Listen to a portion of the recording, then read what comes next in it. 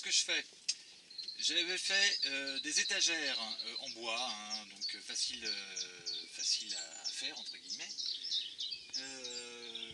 N'importe quel monticule Ikea vous donne une idée de comment on fait, hein, et puis il y a plein de tutos. Et donc ce que je suis en train de faire là, c'est que je suis en train de faire une bordure pour faire un bac à l'intérieur. L'étagère, il y a des espaces, donc si mes souvenirs sont exacts, on appelle ça une étagère à claire-voie. Et je vais utiliser ça de manière à pouvoir faire des points de passage vers le bas de certaines plantes. Les autres pousseront vers le haut. Bon, alors donc mon isolation, parce que si jamais je n'isole pas, ça va pourrir à vitesse grand V. Ce sont les vieux machins plastiques que j'ai utilisés pour trimballer la terre.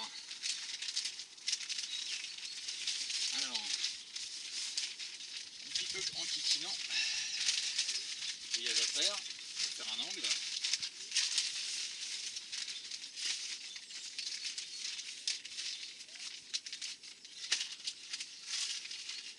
Et ça tient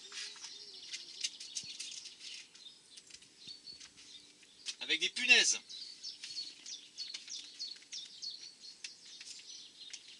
Hop là, une.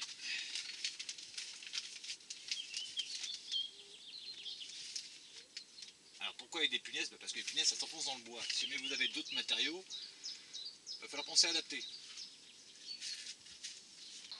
Donc là, maintenant que j'ai fait mon blindage, mon blindage, mon plasticage, aucun rapport avec une quelconque opération entre guillemets terroriste. Donc là, je fais des trous pour des traversées qui vont permettre l'écoulement de l'eau que je mettrai dedans, en premier lieu, mais aussi, voilà, troisième trou, il y a des plantes qui supportent de pousser la tête en bas.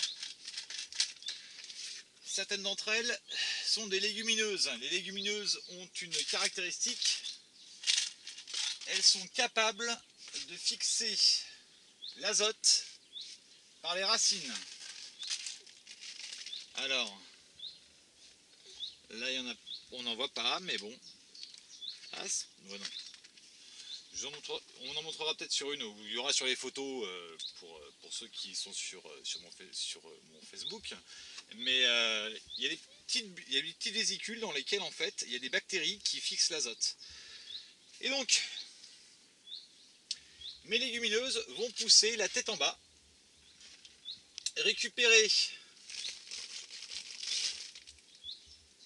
l'eau de mes arrosages pour pousser, et enrichir le sol pour les plantes qui vont pousser par-dessus. Donc d'abord placer les légumineuses, et ensuite je ferai le plein de terre, et je préparerai pour mettre d'autres plantes une fois que ça sera prêt. Donc maintenant que j'ai fait mes trous et que j'ai mis les plantes racines en l'air, et ben je remplis, et je remplis avec quelque chose qui si possible contient des vers, vu que alors, là ça c'est plus, parce que c'est eux qui vont faire quand même aussi une autre partie de l'enrichissement. Donc hop là. Si seulement j'avais encore du terreau, mais je n'en ai plus, j'aurais fait la couche suite avec mon terreau. Là c'est le terreau du commerce, dont les sacs ont servi à faire ça, le bac de culture.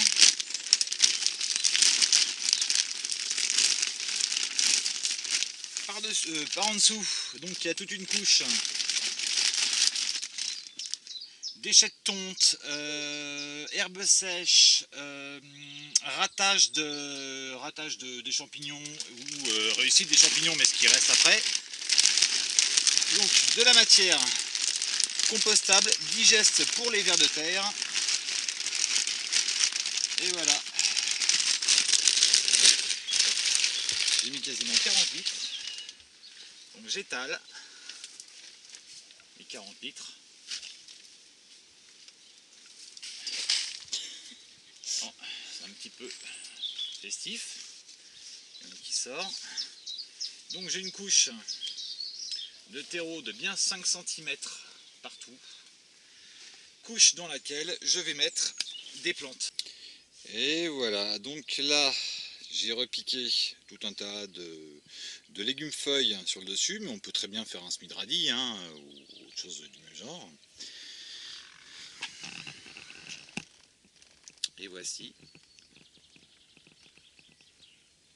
par en dessous les pois qui vont sortir. Et donc là, alors soit on est sur du sol, on gratouille un petit peu et on fait un sol.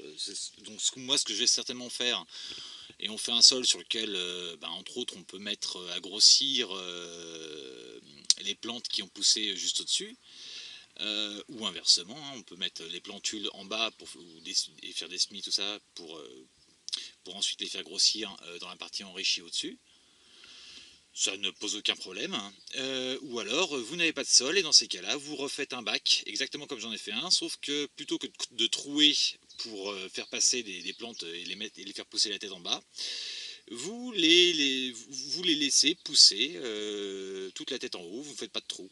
Enfin, si, vous faites des trous, mais vous passez pas de plantes à l'intérieur, les trous étant là pour l'écoulement d'eau. Voilà, bisous, bon confinement, bon courage et bonne découverte de tout un tas de techniques un petit peu bizarres, mais qui peuvent vous sortir du sable. Voilà. Eh ben, je profite de la fatigue récente pour faire un petit état des lieux. Donc voilà.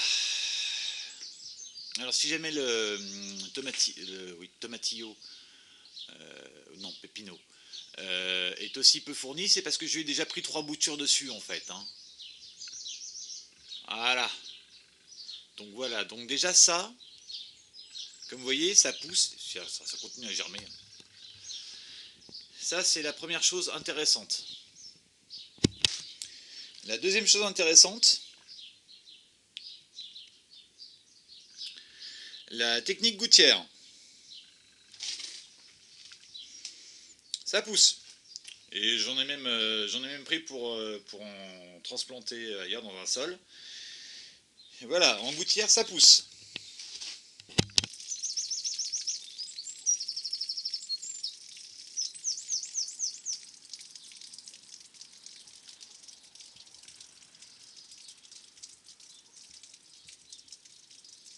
Voilà. L'arrosage. J'ai été un petit peu radin dessus. Les plantes sur le dessous restent encore très timides. Le fait d'être en mi-ombre et de ne pas avoir eu d'eau ne les a pas trop aidés. Voilà, on va voir ce que ça donne. Mais normalement ça fonctionne. Maintenant,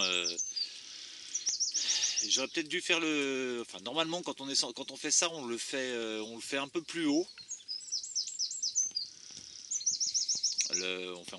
On met le bac un petit peu plus haut. Et là je l'ai fait avec...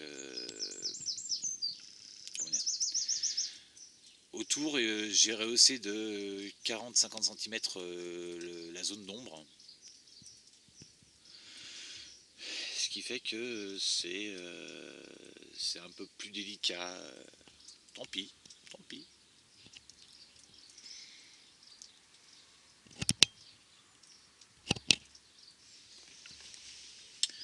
Et voici aussi des qui n'ont pas eu d'arrosage. Donc les patates, elles ont pris un coup, et par contre le reste...